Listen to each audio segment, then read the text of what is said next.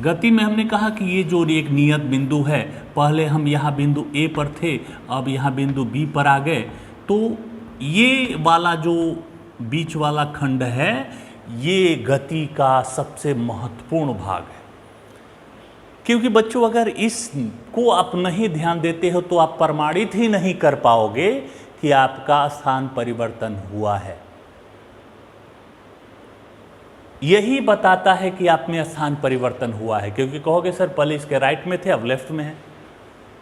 तो ये इसको हम लोग कहते हैं निर्देशक तंत्र। निर्देशक तंत्र इंग्लिश में कहते हैं फ्रेम ऑफ रेफरेंस।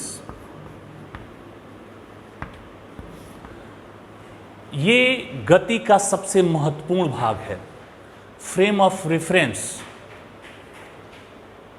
इसको ऐसे भी कहते हैं कि यह एक पूरी फिल्म का ये डायरेक्टर है, निर्देशक। निर्देशक किसको बोलते हैं? इंग्लिश में कहते हैं इसको डायरेक्टर। मूवी बनती है ना, तो उस मूवी का एक डायरेक्टर होता है, वही निर्धारित करता है कि कहाँ कौन सा सीन डालना है। डायरेक्टर न रहे तो मूवी का अस्तित्व नहीं है, बिना डायरेक्टर के कोई मूवी नहीं बन सकती। तो बच्चा लोग ये जो मूवी है उसका डायरेक्टर यही है, मतलब पूरी गति को यही निर्धारित करेगा कि कहाँ कब कैसे होना है, और उसका नाम निर्देशक तंत्र या फ्रेम ऑफ रेफरेंस है। इसके बिना आप गति की व्याख्या नहीं कर सकते। 10वां क्लास में आप क्या पढ़े थे क्या नहीं पढ़े थे, वो उस लेवल तक का डिफिनीशन था। अब हायर लेवल पर जाओगे तो डिफिनीशन चेंज होते चलेंगे, क्लास के अकॉर्डिंग आपके डिफिनीशन बदलते चलेंगे, आपके डिफिनीशन भी हाई क्वालिटी के होते चलेंगे। तो बच्चा लोग हमने क्या कहा कि गति में 3 बातों को महत्वपूर्ण मान के चलना है। पहला समय, अगर आप समय का जिक्र नहीं करिएगा तो गति संभव नहीं है, क्योंकि यहाँ से वहाँ तक जाने में कुछ तो समय लगेगा ही। अगर समय नहीं लग रहा है तो हम यही के यही हैं, गति है ही नहीं। तो पहला समय, और दूसरा हम यही के यही हैं, हमारे में कोई स्थान परिवर्तन नहीं हुआ है। तो पहला समय, दूसरा स्थान परिवर्तन, और तीसरा ये स्थान परिवर्तन कौन बताएगा? निर्देशक तंत्र। निर्देशक तंत्र बताएगा। तो इन तीनों को मिलाकर क्या बनता है? गति बनता है, मोशन होता है।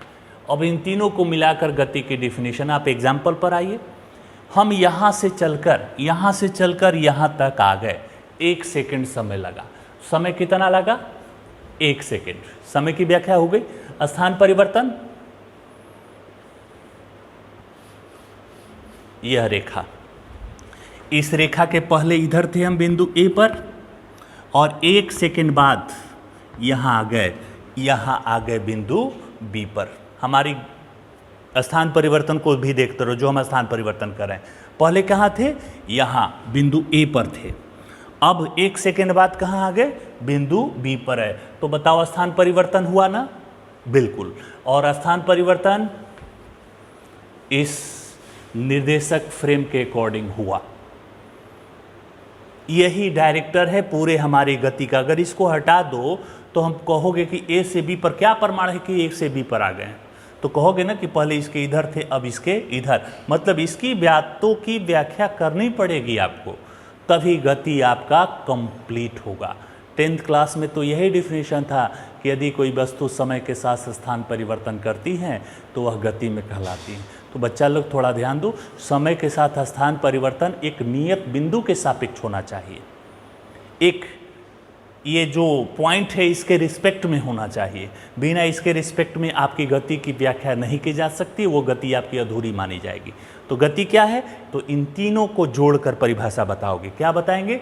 यदि कोई वस्तु दिए गए समय अंतराल में किसी नियत, यह नियत बिंदु है या नियत स्थान है, स्थान कह लीजिए, बिंदु कह लीजिए, कुछ भी कह लीजिए, किसी नियत स्थान या बिंदु के सापेक्ष स्थान परिवर्तन करती हैं तो वह वस्तु गति में कहलाती हैं। जैसे हम बक्सर से चलकर डुमरांव तक पहुंचते हैं तो बीच में कहेंगे कि गोलंबर पार हुआ, दल सागर चूड़ामनपुर पार हुआ।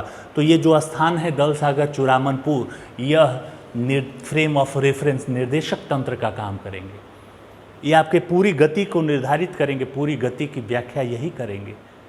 तो ये आपके फ्रेम ऑफ रेफरेंस होंगे, निर्देशक तंत्र होंगे, इनकी व्याख्या गति में करनी आवश्यक है। तो बच्चा लोग फिर से गति क्या है, तो तीनों बातों को जोड़कर बोलना है, अधूरा डिफिनीशन नहीं बोलना है।